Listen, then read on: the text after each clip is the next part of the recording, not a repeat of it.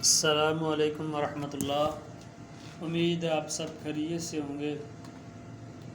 اللہ آپ کو دنیا آخرت میں خوش رکھے، بابرکت رزق دے اور آپ کو ہر قسم کی پریشانی سے محفوظ فرمائے۔ اللہ آپ کو ایمان والی، صحت والی، تندرستی والی زندگی عطا فرمائے۔ اللہ آپ کو دنیا آخرت میں کسی کا محتاج نہ بنائے۔ احباب گرامی، نبی مکرم صلی اللہ علیہ وسلم کی ایک پیاری سی دعا، ایک چھوٹا سا وظیفہ وہ آپ کے ساتھ شیئر کرنا چاہتا ہوں۔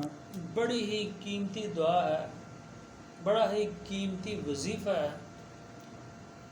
آپ اس کو اپنے صبح شام کے اذکار کے اندر شامل کریں۔ 3 دفعہ صبح کے وقت اور 3 دفعہ شام کے وقت آپ نے اس کو پڑھنا ہے۔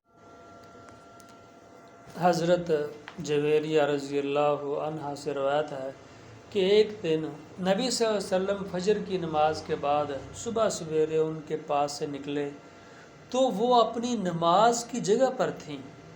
چاشت کے وقت جب آپ صلی اللہ علیہ وسلم لوٹے تو دیکھا کہ وہ وہیں بیٹھی ہیں۔ تم اسی حال میں رہیں جب سے میں نے تم کو چھوڑا؟ حضرت جویریہ رضی اللہ عنہ نے کہا، جی ہاں۔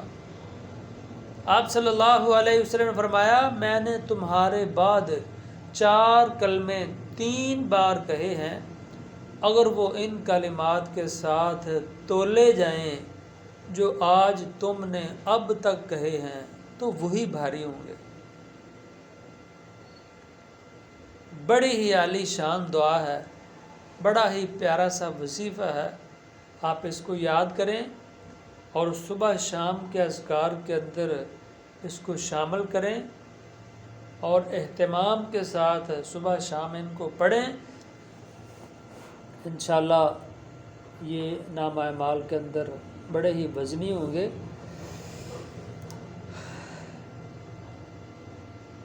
کیونکہ فجر کی نماز کے بعد سے لے کر دن چڑھے تک مسلسل ذکر کرنے سے یہ کلمات کہنا زیادہ وزنی ہے۔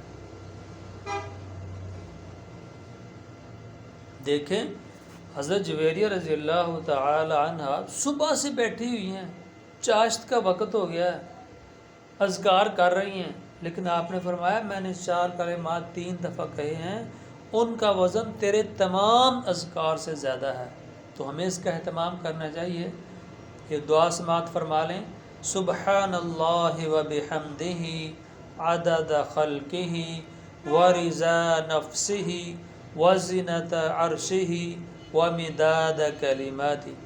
پاکیزگی ہے اللہ کی اور اس کی تعریف کے ساتھ جتنی اس کی مخلوق کی گنتی ہے اور جتنی اس کو پسند ہے اور جتنا اس کے عرش کا وزن اور جتنی اس کے کلمات کی سیاہی ہے۔